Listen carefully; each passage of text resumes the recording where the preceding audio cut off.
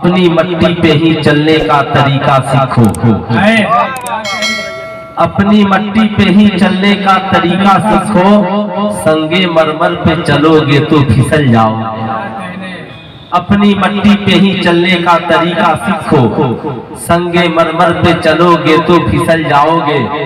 نہیں تیرا نشیمن قصر سلطانی کے گنبد پر، تو شاہد ہے بسیرا کر پہاڑوں کے چٹانوں پر۔ قوت عشق سے ہر پست کو بالا کر دے، دہر میں نام محمد سے اجالا کر دے۔ کی محمد سے وفا تو نے تو ہم تیرے ہیں، یہ جہاں چیز ہے کیا لوح و قلم تیرے ہیں۔ تم خان بھی ہو مرزا بھی ہو افغان بھی ہو، سچ بتاؤ کہ کیا تم مسلمان بھی ہو۔ زبانیں پڑھ بھی لیا لا الہ تو کیا حاصل، دل و نگاہ مسلمان نہیں تو کچھ بھی نہیں۔ الحمدللہ آج کے اس جلسے کو جہاں عظیم خطبہ دستیاب ہے وہاں شعرا بھی دستیاب ہے۔ توقیر رضا الہ آبادی، جمشید ساحل بریلی شریف، نقیب الہند حضرت مولانا محبوب شبنم صاحب قبلہ چمپارنی، یہ ہمارے دارالعلوم کے مقدس علماء کرام، ادھر سیکریٹری صاحب اور ان کے کارکنان، سارے لوگوں کی پشت پناہی حاصل ہے اس جلسے کو۔ یقیناً تبلیغ کرنا آج آسان ہے، اس لیے کہ ہمارے پاس اسٹیج بھی ہے، کرسی بھی ہے، دارالعلوم بھی ہے، مسجد بھی ہے، مدرسہ بھی ہے، خانقاہ بھی ہے۔ تبلیغ تو اس وقت مشکل کام تھا جب آقا دین پھیلانے نکلے تھے۔ تبلیغ آج آسان ہے، سوشل میڈیا کا زمانہ ہے، چینل والوں کا زمانہ ہے، لیکن اس وقت تو نہ کوئی چینل تھا نہ میڈیا کا وجود تھا۔ اسلام کا پہلا پیغام جو نبی نے اپنے ماننے والوں کو دیا، جو بھی آقا کے دامن کرم میں آیا تو نبی نے پہلا پیغام یہی دیا، طلب العلم فریضۃ علی کل مسلم و مسلمہ۔ علم حاصل کرنا، شکشا گرہن کرنا، تعلیم حاصل کرنا ہر مسلمان چاہے مرد ہو یا عورت اس کے لیے ضروری ہے۔ کوئی ان پڑھ اور جاہل اسلام میں نہ رہے، اس لیے نبی نے تعلیم کو فرض قرار دیا۔ قرآن نے نبی کے آنے کا مقصد یوں بیان کیا، لوگوں معلوم ہے یہ نبی دنیا میں کیوں آئے؟ اے قرآن تو بتا نبی کیوں آئے؟ قرآن کہتا ہے یعلم الکتاب والحکمہ، یہ نبی تجھے کتاب اور حکمت کی تعلیم سکھلانے کے لیے آئے، تجھے کتاب کی تعلیم دینے کے لیے آئے۔ اے قرآن کیوں؟ قرآن نے کہا یزکیکم، تاکہ یہ تمہارا دل جو گندا ہے صاف ہو جائے، تمہاری نگاہوں میں جو گرد و غبار ہے چھٹ جائے، یہ جو تمہارا بگڑا ہوا معاشرہ ہے یہ اچھا ہو جائے، یہ جو تمہاری بگڑی ہوئی زلفیں ہیں یہ سب سنور جائے۔ سماج کو اچھی دشا دینے کے لیے نبی آئے، سماج کو تعلیم یافتہ بنانے کے لیے نبی آئے، لوگوں کو اندھیرے سے نکال کر اجالے میں نئی زندگی دینے کے لیے مصطفیٰ جان رحمت تشریف لائے۔ آمنہ کے لال نے اعلان کیا، مسلمان ہو تم نے اسلام قبول کیا ہے تو تیرے لیے تعلیم فرض ہے۔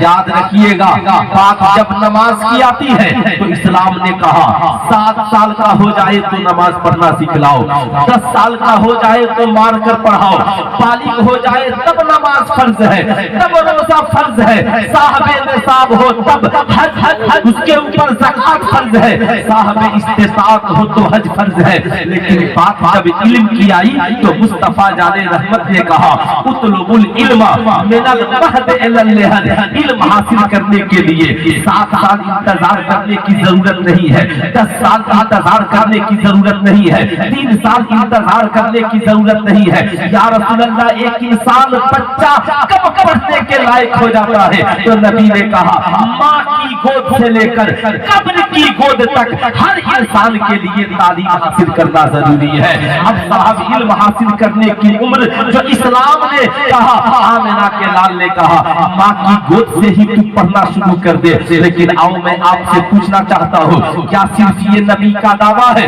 یا کسی مسلمان نے ایسا کر کے بھی دکھایا ہے؟ اس لیے دعویٰ کرنا آسان ہے، دلیل پیش کرنا یہ بڑا مشکل کام ہے۔ اس لیے کہ آج پوری दुनिया कहती है 3 साल की जब उम्र हो जाए तो बच्चे पढ़ने के लायक होते हैं, मगर इस्लाम कहता है किसने कहा बच्चे 3 साल के बाद पढ़ने के लायक होते हैं? बच्चे तो माँ के पेट से ही पढ़ना शुरू कर देते हैं, बच्चे तो माँ की गोद से पढ़ना शुरू कर देते हैं। फर्क ये है जब पढ़ने के लायक होते हैं तो किताबें देखकर पढ़ते हैं, और जब पेट में होते हैं तो माँ का किरदार देखकर पढ़ते हैं, जब गोद में होते हैं बाप का कैरेक्टर देखकर पढ़ते हैं, जब घर में होते हैं घर वालों का किरदार देखकर पढ़ते हैं। पता क्या चला, स्कूल अच्छे स्कूल तलाशने वालों, अच्छे मदरसों को तलाशने वालों, अच्छे कॉलेजों को तलाशने वालों, अच्छे कॉलेजों को बाद में तलाशना, बच्चों को अच्छा बनाना है तो अपनी माँ को अच्छा बना लेना, अपनी गोद को अच्छा बना लेना, अपने घर को अच्छा बना लेना, अपने घर के माहौल को अच्छा बना लेना। यही वजह है आज पूरी दुनिया की पढ़ी लिखी महिलाएं टीवी पे बैठकर, सोशल मीडिया पे बैठकर, प्रिंट मीडिया में बैठकर इस्लाम पर हमला आवर हो रही है। इस्लाम ने बड़ा जुल्म किया है, औरतों को पर्दे में रख दिया है, औरतों को पाबंदी में रख दिया है। एक महिला जहाँ रहे वहाँ नौकरानी की जिंदगी गुजारती है। मियां इस्लाम ने तो बड़ा जुल्म कर दिया है। इस्लाम कहता है बेटी है तो बाप की खिदमत करे, बेटी है तो माँ की खिदमत करे, बीवी बनने के बाद शौहर की खिदमत करे, माँ बनने के बाद बच्चों की खिदमत करे। तो एक औरत को पूरी जिंदगी इस्लाम ने नौकरानी बना दिया है। मैं कहना चाहूंगा इस याद रखना, ऐ मेरी भारत की महिलाओं या मेरी बहनों, याद रखना ये जो तुम्हारे जहन में गलत फहमी है, जमाने ने तुझे नौकर बना दिया, ये नौकर नहीं, अल्लाह ने तुझे खूबियों वाला बनाया है। सुनो, तो 4 रोटियां बनाकर बाप को खिला देने से कोई बेटी नौकरानी नहीं होती, बल्कि बेटी बाप के जिंदगी के लिए रहमत होती है, बेटी बाप के दिलों का करार होती है, बेटी बाप के दिल के लिए सुकून होती है।